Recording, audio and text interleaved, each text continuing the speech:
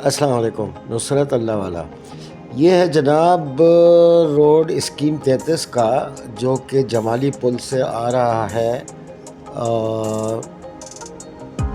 الازہر garden کی طرف، اور پھر وہ آگے اس کے کیپٹل سوسائٹی ہے، اور پھر وہ اور آگے رمجم ٹاور تک جاتا ہے۔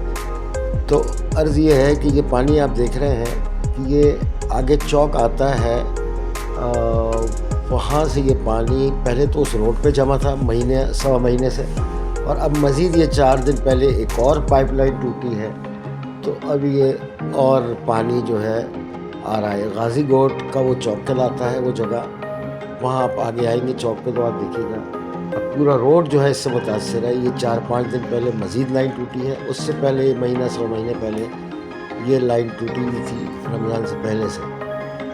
تو یہ آپ ذرا دیکھیں کیا حشر ہے۔ صاف ستھرا روڈ تھا، کوئی ایسی پرابلم نہیں تھی، ٹوٹا پھوٹا تو تھوڑا بہت ہوگا پر قدرے بہتر تھا، لیکن اب یہ حال ہے کہ وہاں سے کوئی گاڑی بھی اب نہیں گزر سکتی، اور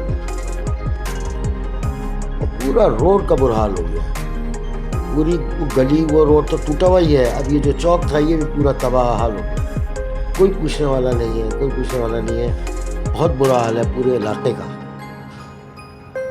فٹ پاتھ اور یہ ساری چیزیں، مطلب کوئی قاعدہ قانون یہاں نہیں ہے، کوئی پوچھنے والا نہیں ہے، اللہ رحم کر دے۔ یہ سامنے آپ دیکھ رہے ہیں الازہر گارڈن۔